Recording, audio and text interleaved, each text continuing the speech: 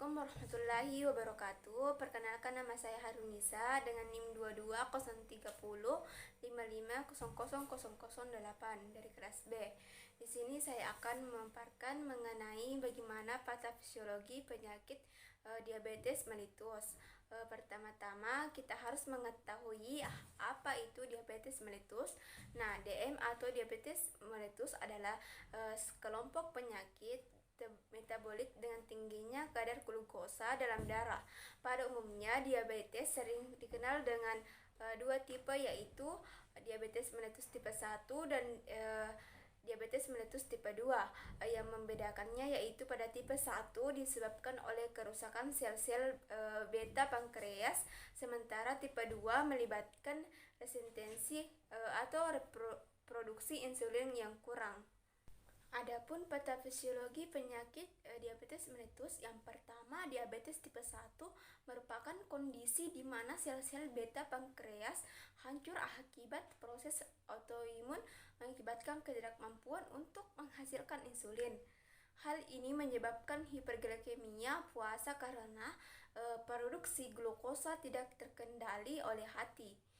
Glukosa dari makanan tidak dapat disimpan di hati, menyebabkan hiperglikemia postprandial. Kelebihan glukosa yang tersekresikan dalam urin disertai dengan kehilangan cairan dan elektrolit yang berlebihan, menghasilkan diuresis osmotik, poliuria, dan polidipsia. Defisiensi insulin pada diabetes tipe 1 juga mengganggu metabolisme protein dan lemak, menyebabkan penurunan berat badan. Pasien dapat mengalami peningkatan selera makan atau polifagia, kelelahan dan kelemahan.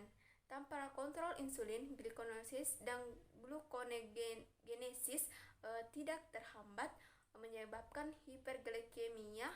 Pemecahan lemak juga meningkatkan produksi badan keton yang dapat menyebabkan ketosidosis dengan gejala nyeri abdomen, mual, muntah, dan bahkan perubahan kesadaran hingga kematian.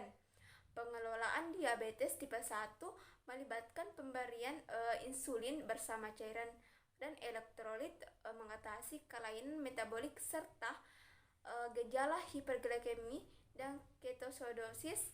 Diet, latihan, dan pemantauan kadar gula darah juga merupakan komponen terapi penting untuk menjaga kontrol glikemik dan kesehatan keseluruhan. Selanjutnya, diabetes mellitus tipe 2. Pada diabetes tipe 2, dua masalah utama terkait dengan insulin adalah resistensi insulin dan gangguan sekresi insulin. Normalnya, insulin terkait dengan reseptor sel, memicu rangkaian reaksi dalam metabolisme glukosa. Resistensi insulin pada diabetes tipe 2 menyebabkan penurunan efektivitas insulin dalam merangsang pengambilan glukosa oleh jaringan, memerlukan peningkatan sekresi insulin untuk mengatasi resistensi dan mencegah peningkatan glukosa darah. Toleransi glukosa terganggu pada diabetes tipe 2 disertai sekresi insulin berlebihan, menjaga kadar glukosa dalam batas normal atau sedikit meningkat.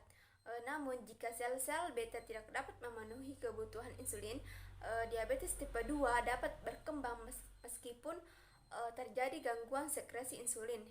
Jumlah yang cukup masih ada untuk mencegah ketosidosis diabetik, tetapi diabetes tipe 2 yang tidak terkontrol dapat menyebabkan sindrom hiperglikemik hipersomnolerik narkotik atau HHNK. Diabetes tipe 2 umumnya terjadi pada usia di atas 30 tahun dan pada individu obesitas. Proses intoleransi glukosa yang berlangsung bertahun-tahun dapat menyebabkan diabetes tipe 2 tanpa gejala yang mencolok. Gejala diabetes tipe 2 sering bersifat ringan, termasuk kelelahan, iritabilitas, poliuria, polidipsia, luka lambat sembuh, infeksi vagina, atau pandangan kabur pada kadar glukosa yang tinggi. Monitoring gejala ini penting untuk deteksi dini dan pengelolaan kondisi tersebut. Sekian dari penjelasan saya. Jika ada kesalahan, mohon dimaafkan. Wabillahi taufiq wa hidayah. Wassalamualaikum warahmatullahi wabarakatuh.